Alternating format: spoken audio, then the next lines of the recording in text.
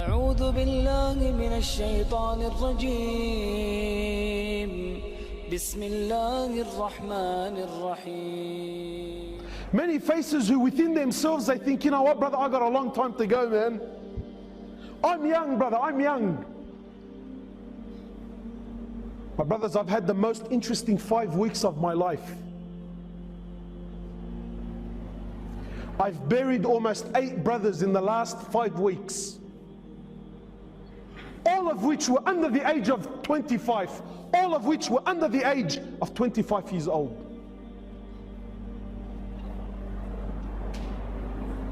And they didn't die because they were sick. They didn't die because, you know what, he had some illness that doctors couldn't work out. No, perfectly fine boys. Wallahi, one of them, 18 years old, built like a tank. We actually had to bend his legs when we put him into the ground. He was so big, we actually couldn't fit him into the hole. We actually had to bend his legs to get him in there.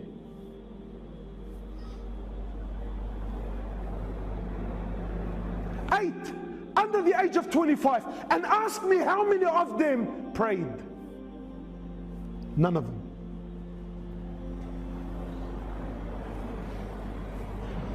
How many of them were familiar with Quran? None of them. This is what the people around them are telling me. This is what their friends are telling me. My brothers, you sit here hopeful thinking I have a long life. What gives you this hope, my brother? Go to the cemetery, billah alaik, please.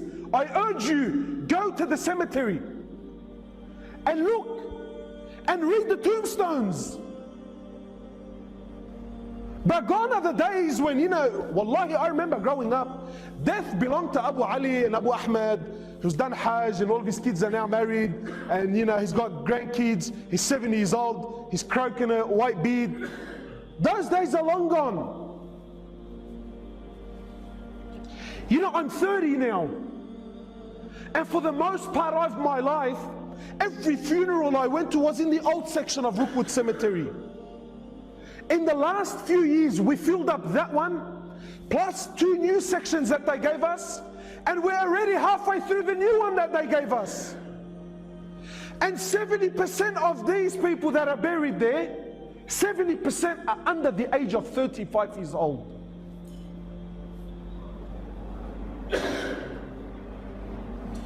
And yet we're still running amok in this world. We're still running amok. My brothers, life is serious, man. I hate to break it to you, wallahi.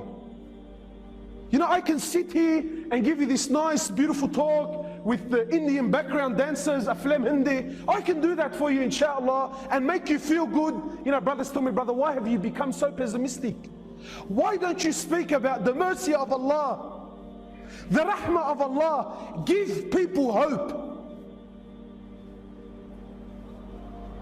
Sometimes hope in the wrong hands, can actually destroy the person. One of the great companions of Muhammad sallallahu alaihi wasallam, I believe it was Mu'adh bin Jabal, I believe it was him, on his deathbed, khalas, last days in his life, he speaks between him and Allah, conversation now between him and Allah. He says, Ya Allah, you know that I lived my whole life in fear of you. He says, Ya Allah, I lived my whole life in fear of you. And now, Ya Allah, I'm on my deathbed. Khalas, I'm dying, I'm going, I'm leaving.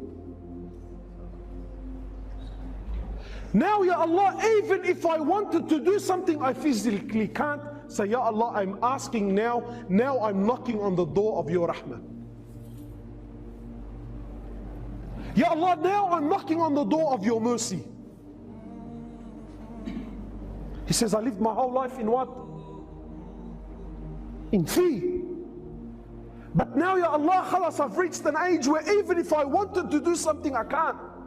I'm too old, I'm too fragile, I'm too brittle, I'm too sick, I actually can't get out of the bed. Now, Ya Allah, now at this moment of my life, I'm knocking on the door of your mercy, Ya Allah. I'm asking that you have rahmah upon me.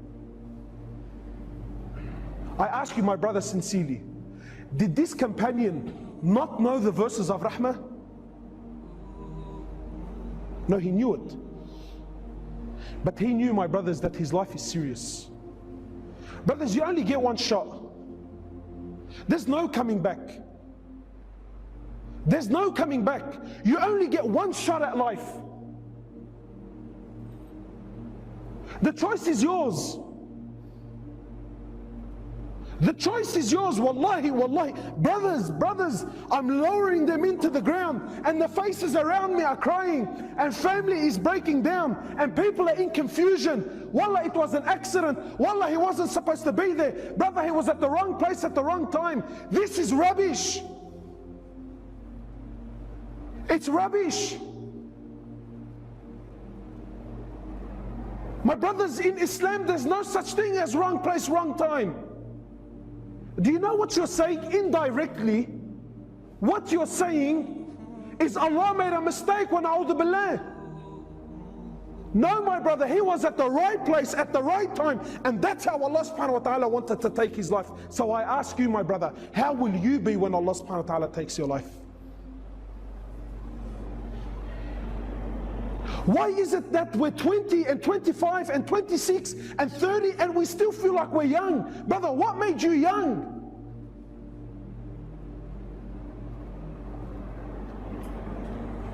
My brothers, you have one shot at life. One shot.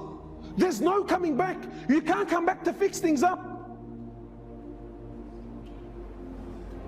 Please, my brother, wallahi, I'm begging you, not for my sake, for your sake, make it right, man. Make it right.